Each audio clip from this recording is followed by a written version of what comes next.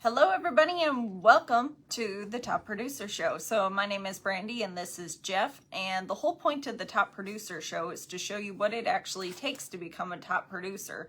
Now, this show is mainly geared towards network marketing. However, all the skills, all the methods that we actually use in our traditional businesses as well. So all of this can be used elsewhere. So if you learn it here, you could take it anywhere you go. And that has been very true. We've had a lot of people who've come to work with us where they're like, because of what you've taught me, I've been able to take this into my full-time career as well as every other area of my life. So it does come in handy. So we are going over the book Atomic Habits by James Clear. And we're on chapter 17 today, which is how an accountability partner can change everything. So when consequences are severe, people learn quickly. The more painful it is, you're going to figure it out faster because you don't want to stay there. So the more immediate the pain, the less likely the behavior. And if you want to prevent bad habits and eliminate unhealthy behaviors, then adding an instant cost to the action is a great way to reduce the odds. So we can repeat bad habits because they serve us in some way, and that makes it hard to abandon it. Most of the time it's entertainment, something that you like to go do, but it may not necessarily be something that you should do at that moment. It's just an issue with prioritizing. So the best way to overcome this predicament is to increase the speed of the punishment associated with the behavior, because if the punishment is going to come way later, we don't feel it. But if you feel it right away, there's going to be you're going to figure it out. So there can't be a gap between the action and the consequence. And to be productive, the cost of the procrastination must be greater than the cost of the action. And then the behavior only shifts. Okay, I put ships for some reason. I was also voice texting on my computer. I realized that I could do that on here. And it picks up a lot. It misspells quite a few things. And what's weird is I noticed it kind of picks up a little bit of my country twang from back at home. And it will literally spell it out exactly how I say it. And I'm just like, oh, that's very Wisconsin of me. But anywho, the behavior only shifts if the punishment is painful enough and reliability enforceable.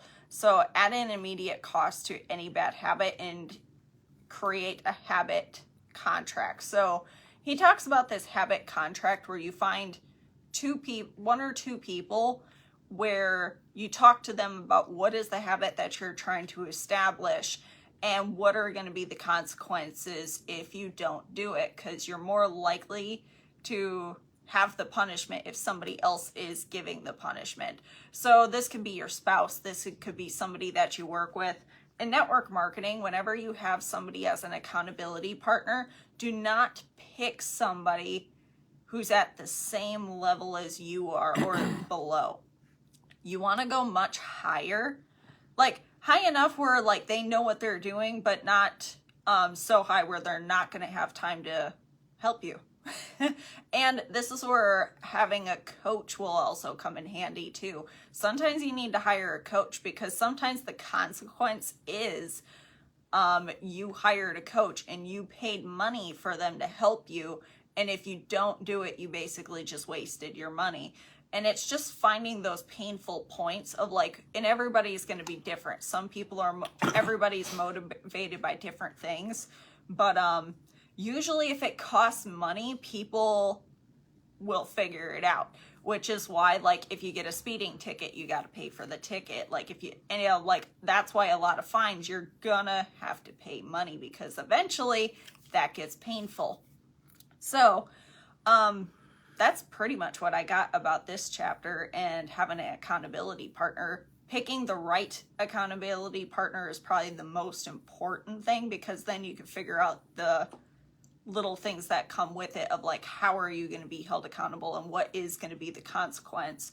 And then also, if your accountability partner is not holding you accountable, you need to fire that accountability partner, because it kind of defeats the purpose. Because I've seen quite a few people in network marketing where they're like, oh yeah, I'm teaming up with so-and-so and we're going to hold each other accountable. But again, that comes to that person is at the same level as you are, and you're not going to be able to help each other scale up when they're not even there yet. So you're not really doing a service to anybody when you guys are at the same level.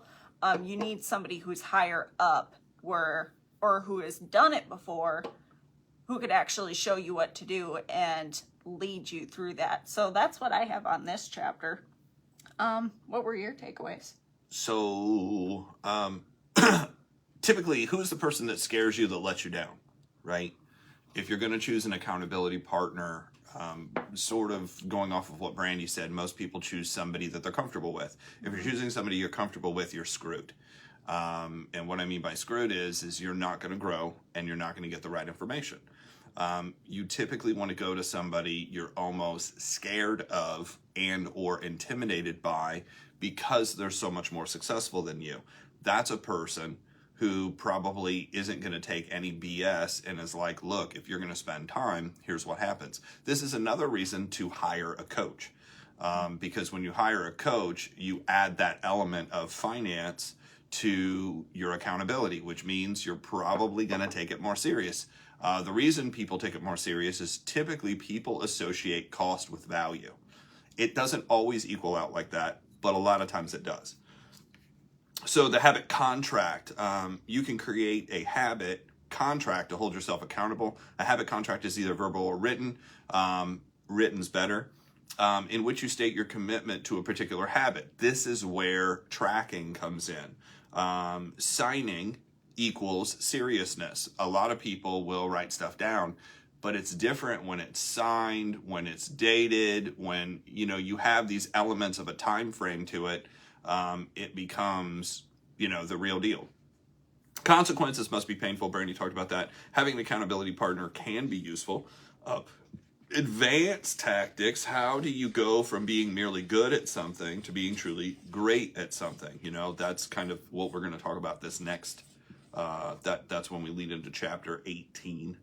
But that's what I kind of have for, accountability, in finding a partner. And exactly what Brandy said, what I've seen most often is they're like, find an accountability partner. So everybody goes off and who do they find? They find the person they're comfortable with. And then neither one of them knows what they're doing or where they're going, but they're accountable to each other, accountable to not knowing what to do.